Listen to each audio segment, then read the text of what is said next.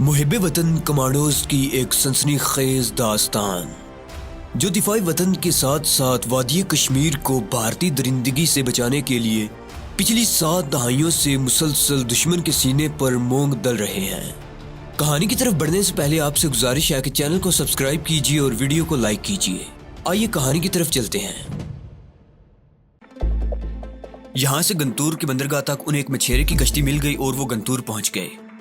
गंतूर आंध्र प्रदेश सूबे में कभी हैदराबाद दक्कन की रियासत की बंदरगाह थी। आजकल वो सूबा आंध्र प्रदेश की बंदरगाह है, क्योंकि भारत ने रियासत हैदराबाद दक्कन पर हमला करने के बाद उस पर कब्जा कर लिया था और रियासत को सूबा आंध्र प्रदेश में शामिल कर लिया था। इस सूबे में तेलुगु और तमिल दोनों जुबानें बोली जाती हैं। तमिल जुबान आंध्र प्रदेश के नीचे जो सूबा तमिलनाडु है उसकी जुबान है। आंध्र प्रदेश में मुसलमान बहुत बड़ी तादाद में आबाद हैं जो उर्दू जुबान बोलते हैं। यहाँ अक्सर तमिल और तेलुगु जुबान पर फसाद होते रहते हैं। चुनांचे आंध्र प्रदेश की सियासी जमात तेलुगु देशम आंध्र प्रदेश का नाम तेलुगु देशम रखना चाहती है। ये इस जमात के मंशूर में शामिल है। तमिल लोग कहते हैं कि ये सूबा तमिलनाडु का हिस्सा है। बहरहाल इमरान और जबरान गंतूर पहुंच गए। यहाँ से वो एक रेलगाड़ी में सवार हो गए जो नागपुर जाती थी। ये ट्रेन बिजवाड़ा या विजयवाड़ा और हैदराबाद से होती हुई नागपुर पहुंचती थी। अगर आप भारत का नक्शा देखें तो नागपुर भारत के बिल्कुल वस्त में वाक़ है। ये भारत के बड़े शहरों में से एक शहर है और यहाँ मिली जुली कौमियत के लोग रहते हैं। यहाँ तमिल और तेलुगु दोनों जुबानें बोली जाती हैं। नागपुर के संतरे बहुत मशहूर हैं। ये बाहर से सब्ज होते हैं लेकिन अंदर से केसरी रंग के होते हैं। किसी ज़माने में भारत को अपने नागपुरी संतरों पर बड़ा फख्र हुआ करता था, लेकिन जब से पाकिस्तान के तजर्बाकार और हुनरमंद ज़राअत पेशा माहिरीन ने किन्नू पैदा किए हैं, भारत के नागपुरी संतरे मात खा गए हैं। भारत से जो लोग पाकिस्तान आते हैं वो यहाँ से और कुछ ले जाएं या ना ले जाएं, लेकिन किन्नू ज़रूर ले जाते हैं। भारत के ज़रई माहिरीन ने अपने यहाँ किन्नू उगाने की बड़ी कोशिश की है, मगर वो इसमें कामयाब नहीं हो सके। इसकी वजह यह है कि पाकिस्तान की मिट्टी में ही किन्नू पैदा हो सकता है और मीठा हो सकता है। भारत में जो किन्नू उगाए जाते हैं वो माल्टे की शक्ल के होते हैं और खट्टे होते हैं।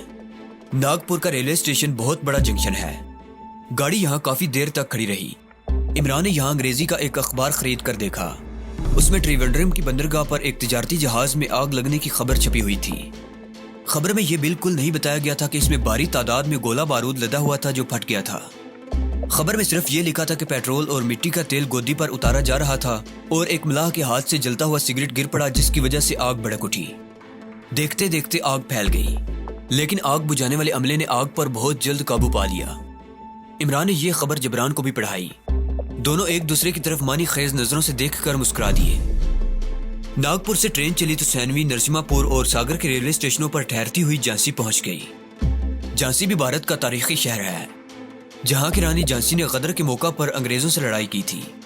ये लड़ाई रानी झांसी ने मुल्क से अंग्रेजों को निकालने के लिए नहीं की थी, बल्कि इसका मकसद सिर्फ इतना था कि झांसी से अंग्रेजों को निकाल कर अपने बेटे को झांसी के तख्त पर बिठा सके।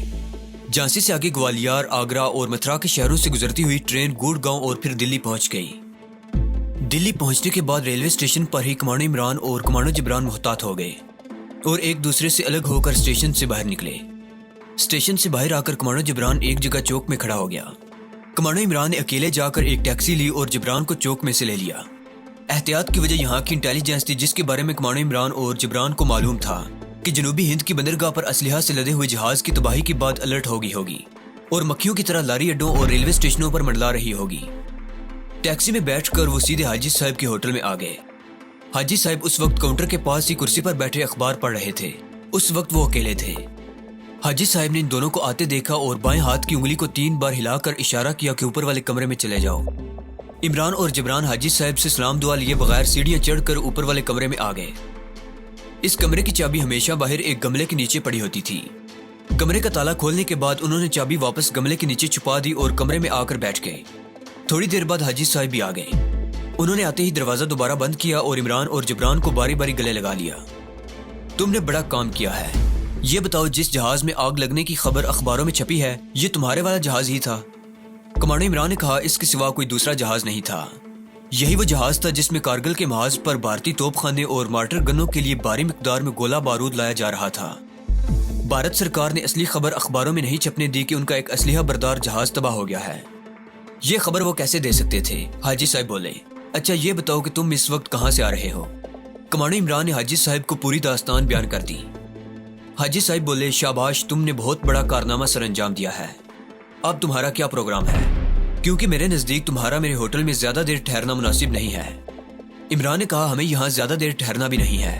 کارگل سیکٹر میں گمسان کی جنگ ہو رہی ہے۔ بھارت کی توپیں مجاہدین کے ٹھکانوں پر بھاری توپ خانے سے گولہ باری کر رہی ہیں۔ اگرچہ ہمارے مجاہدین کارگل سیکٹر کی سب سے بلند چوٹی پر اپنے مورچوں میں ہیں، جہاں بھارتی توپوں کے گولے انہیں کوئی نقصان نہیں پہنچا سکتے، لیکن پہاڑی کی نصف ڈھلان پر عقب کی جانب بھارتی فوج شدید گولہ باری کر رہی ہے، جس کی وجہ سے مجاہدین کا کافی نقصان ہوا ہے۔ لیکن جیسا کہ آپ بھی جانتے ہیں، مسلمان تو اللہ اور اس کے رسول صلی اللہ علیہ وآلہ وسلم کی راہ میں جہاد کر رہا ہے، اس کے حوصلے بلند ہیں۔ بھارتی فوج ہماری کسی چوکی پر قبضہ نہیں کر سکی اور نہ کر سکتی ہے، کیونکہ مجاہدین کافی بلندی پر ہیں اور نیچے سے گزرنے والی دراس لیا روڈ جو سیاچن تک جاتی ہے مجاہدین کے کنٹرول میں ہے۔ اس وجہ سے بھارتی ہائی کمان سیاچن کی پہاڑیوں میں ڈپلائی اپنے فوجی یونٹوں کو سپلائی نہیں پہنچا سکتی۔ سیاچن کی چوکیوں پر موجود بھارتی فوجی سپلائی لائن کٹ جانے سے مجاہدین کے رحم و کرم پر ہیں۔ اس خفت کو مٹانے کے لیے اور اپنے عوام کے آگے اپنی شکست پر پردہ ڈالنے کے لیے بھارتی توپیں اور بمبار جہاز کنٹرول لائن کے پار آزاد کشمیر کے دیہات پر گولہ باری اور بمباری کر رہی ہے، جس سے دیہات کے نہتے مسلمان دیہاتی شہید ہو رہے ہیں اور ان کے مکان تباہ ہو رہے ہیں۔ پچھلے دنوں ایک مسجد سکول کے 6 بچے بھارتی گولہ باری سے شہید ہو گئے تھے۔ حاجی صاحب نے کہا ہم نے یہ خبر یہاں کے مسلمان اخبار میں پڑھی تھی اور بڑا دکھ ہوا تھا۔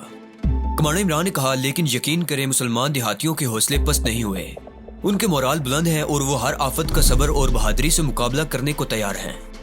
کمانڈر عمران بات کو آگے بڑھاتے ہوئے بولا یہ وہ حالات ہیں جن کی سنگینی کے باعث ہمارا اپنے مجاہدین کے پاس کارگل سیکٹر پہنچنا ضروری ہے۔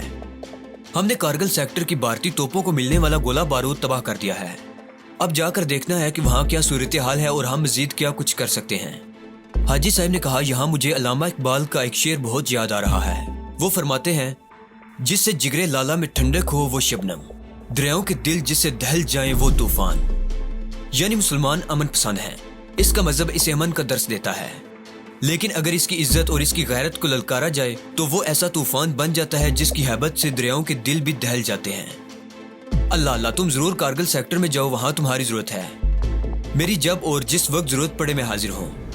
میں یہاں اسلام اور پاکستان کی خدمت کے لیے ہی بیٹھا ہوں، اور یقین کرو میں دشمن کے گھر میں بیٹھا ہوا ہوں اور میں نے بھی تمہاری طرح سر دڑ کی بازی لگا رکھی ہے۔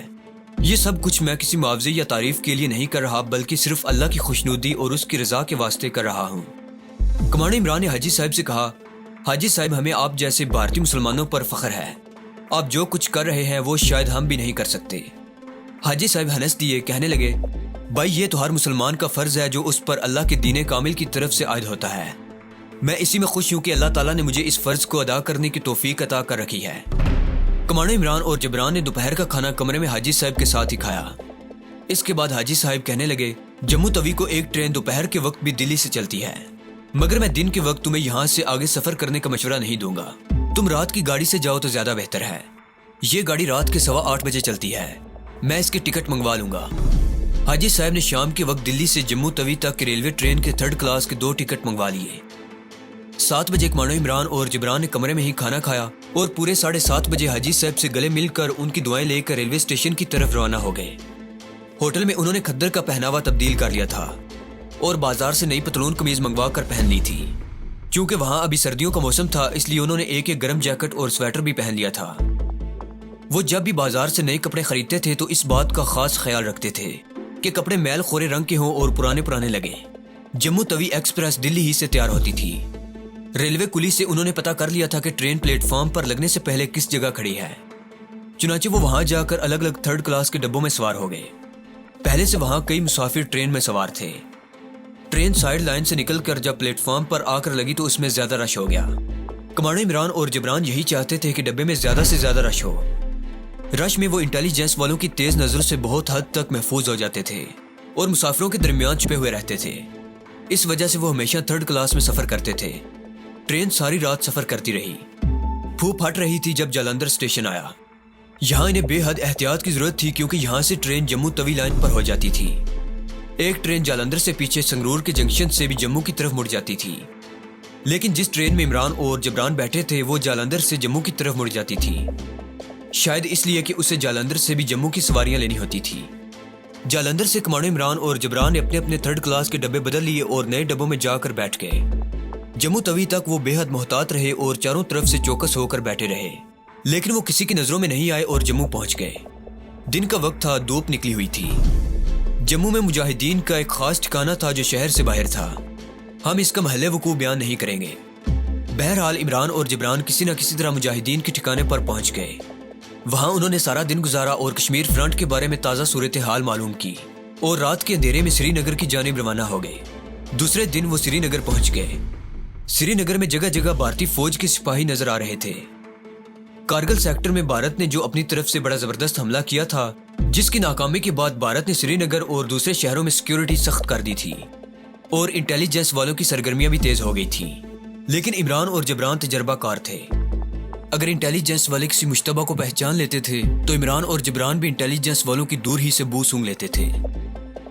श्रीनगर से दोनों कमांडो दोस्त 3 घंटे की दुश्वार गुजार पहाड़ी मुसाफत तय करने के बाद मुजाहिदीन के एक खास ठिकाने पर आ गए, जहां मुजाहिदीन के कमांडर गाजी ने गले मिलकर इन्हें मुबारकबाद दी। इन्हें ट्रिवेंड्रम की बंदरगाह पर भारतीय गोला बारूद के लदे हुए जहाज की तबाही की इत्तला मिल चुकी थी। कमांडो गाजी ने कहा, भारतीय हाई कमान को इस जहाज की तबाही से जबरदस्त दचका लगा है। वो मुजाहिदीन के ठिकानों पर अब अंधाधुंध गोलाबारी की बजाय वक्फे वक्फे से गोलाबारी कर रहे हैं। अब भारतीय फजाइया मुजाहिदीन के खुफिया ठिकानों पर रॉकेट फायर कर रही है, मगर मुजाहिदीन पहाड़ों के गारों में छुपे हुए हैं जहां भारतीय जहाजों के गोले और रॉकेट नहीं पहुंच सकते। कमांडो इमरान ने कहा, लेकिन भारत ने कंट्रोल लाइन पर और इसके पार आजाद कश्मीर के देहात पर जिस तरह गोलाबारी और अब बमबारी शुरू कर दी है, इसका कोई सद्देबाब करना चाहिए। कमांडो गाजी ने कहा, हमारे इतने वसाइल नहीं हैं।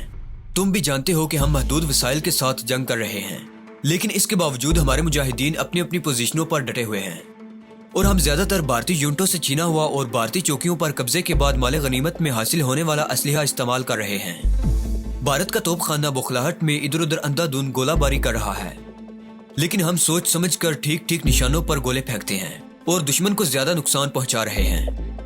खुद भारत के अखबारात ने लिखा है कि कारगिल सेक्टर में भारतीय फौज मुजाहिदीन के घेरे में आ गई है और भारतीय हाई कमान के एक मेजर का इंटरव्यू अखबारों में छपा है, जिसमें भारतीय मेजर ने एतराफ किया है कि मुजाहिदीन ने हमारी 2 चौकियों को घेरे में लेकर फौजियों तक पहुंचने वाली खुराक और असलहा की सप्लाई काट दी है, जिससे भारतीय फौज को कारगिल सेक्टर में इंतहाई मुश्किलात का सामना करना पड़ रहा है। वो रात इन दोनों कमांडो दोस्तों ने मुजाहिदीन के ठिकाने पर ही गुजारी। दूसरे दिन वो मुजाहिदीन के साथ मिलकर दुश्मन के खिलाफ लड़ने की तैयारियां कर रहे थे कि कमांडो गाजी अचानक आ गया। उसने कहा, इमरान, तुम्हारे लिए मैं एक बड़ा अहम मिशन लेकर आ रहा हूँ। इमरान और जबरान कमांडो गाजी की तरफ मुतवज्जा हो गए। इमरान ने कहा, यह तो बड़ी अच्छी बात है, बताएं ये मिशन किस नौइयत का है। कमांडो गाजी बोला, मुजाहिदीन ने भारतीय फजाइया का एक त्यारा मार गिराया है। उसके पायलट को हमने जिंदा गिरफ्तार कर लिया है। उसका नाम फ्लाइट लेफ्टिनेंट राम गोपाल है। वो इस वक्त मुजाहिदीन की कैद में है। उससे हमने थोड़ी बहुत पूछगछ की है, लेकिन वो सिवाय अपने नाम और रैंक के और कुछ नहीं बताता।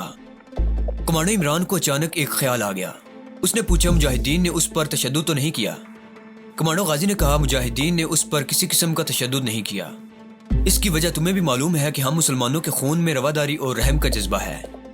हम दुश्मन को महाज़ जंग पर तो जिंदा नहीं छोड़ते, लेकिन अगर वो हमारी कैद में आ जाए तो उसके साथ उसी नरमी और रहम दिली का सलूक करते हैं जो हमारे इस्लाम ने हमें बताया है। इमरान ने कहा, यह बड़ी अच्छी बात है कि मुजाहिदीन ने उस पर तशद्दुद नहीं किया। क्या मैं इस कैदी फ्लाइट लेफ्टिनेंट राम गोपाल से मिल सकता हूँ? कमांडो गाजी बोला, क्यों नहीं, बल्कि मैं तुम्हारे पास आया ही ये मिशन लेकर हूँ कि तुम अपने तौर पर इस हिंदू कैदी से पूछगछ करो। एक तो मुजाहिदीन दुश्मन के साथ जंग कर रहे हैं, उनके पास इतना वक्त नहीं है कि वो कैदी से पूछगछ के लिए उसे ज्यादा वक्त दे सकें। दूसरे, तुम तरबियत याफ्ता कमांडो हो और तजर्बाकार भी हो सकता है कि तुम नफसियाती तौर पर फ्लाइट लेफ्टिनेंट राम गोपाल पर कुछ असर डालकर उससे अहम मालूमात हासिल कर सको। कमांडो इमरान ने कहा, अभी इसी वक्त मेरे जहन में एक ख्याल आया है और मैं इस ख्याल पर अमल करना चाहता हूँ।